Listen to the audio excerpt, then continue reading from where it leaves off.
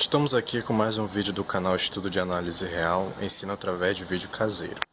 Vou mostrar para vocês agora um prequel, ou ainda um resumo do conceito de funções, para vocês terem uma ideia melhor a respeito do que as funções injetiva, sobrejetiva e bijetiva são e como elas se comportam.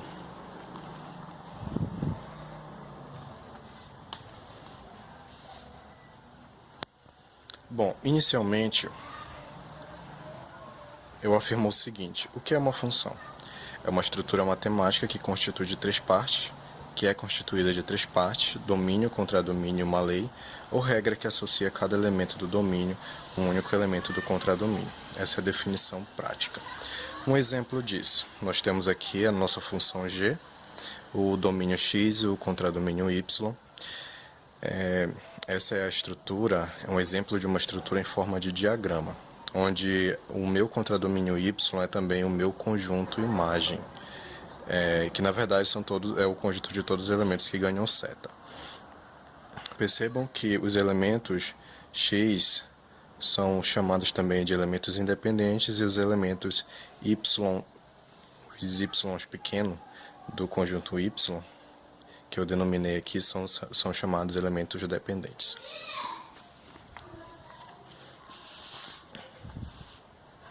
Com relação aos diagramas, a regra de associação dos elementos é visível no arranjo das setas, certo? E também uma outra observação é que um elemento do domínio ele não pode ter mais de uma imagem, pois não teríamos uma função. Exemplo de não funções. Aqui nós temos dois diagramas que mostram dois exemplos de não funções.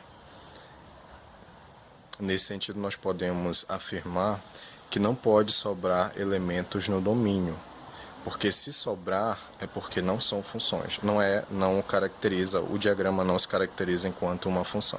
Da mesma forma que nesse outro exemplo, o elemento 1 ele não pode ter duas ou mais imagens, porque dessa forma nós não temos também uma função, certo?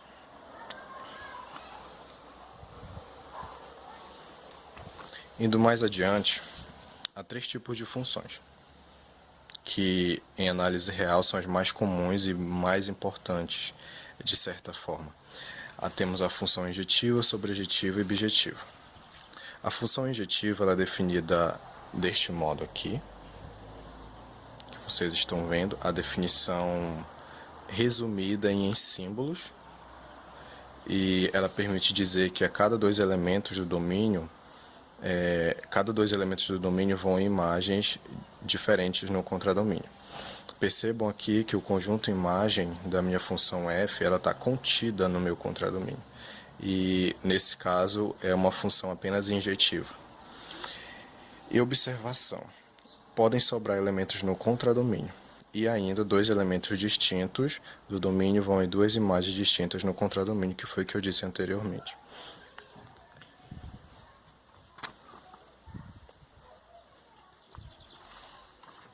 Continuando, vamos para a função sobrejetiva.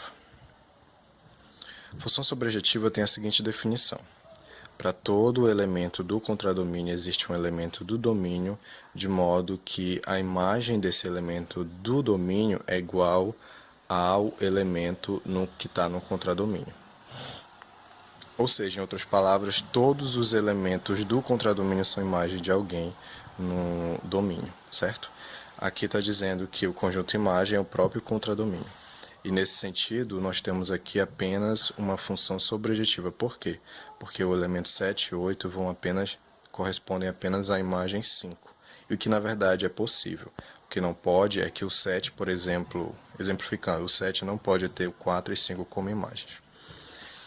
Observações: dois ou mais elementos do domínio podem ter a mesma imagem. Todos os elementos do contradomínio são imagem, ou ainda não podem sobrar elementos do contradomínio que não sejam correspondidos. Vamos para a próxima parte. Uma função bijetiva. Quando a função é injetiva e sobrejetiva ao mesmo tempo, nós dizemos que ela é uma função bijetiva. Aqui temos o seguinte exemplo. Percebam que não sobra nenhum elemento no contradomínio que não seja correspondido por algum elemento do domínio, e também cada imagem do domínio, vai numa única imagem distinta no contradomínio.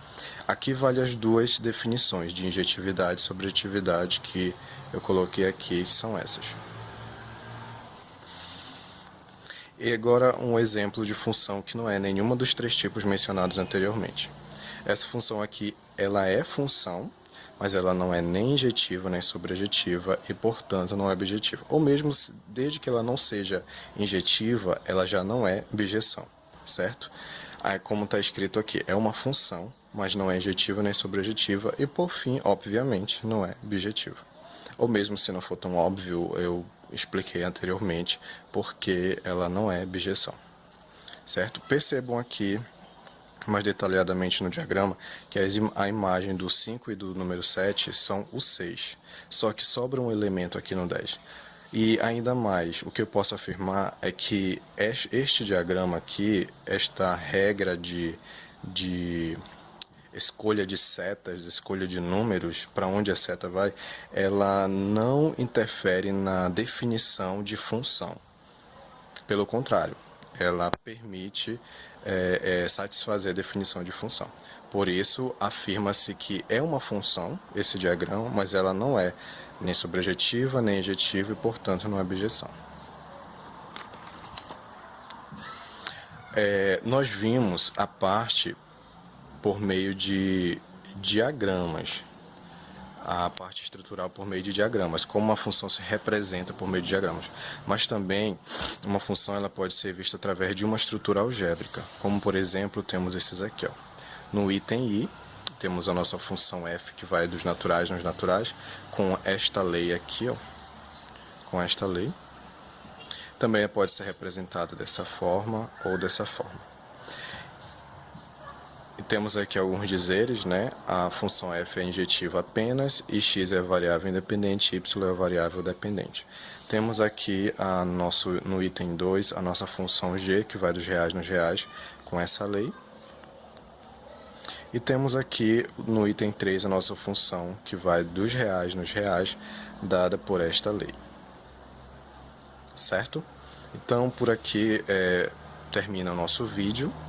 Este vídeo sobre o conceito das funções, algo que eu deveria ter mostrado anteriormente, mas como eu já tinha material preparado além desse, então eu resolvi logo abordar o material que estava já pronto. Então resolvi trazer esse material que é, digamos, um prequel, algo anterior, para vocês terem mais uma ideia se ficou alguma dúvida sobre algum conceito de função, certo? Muito obrigado e até a próxima.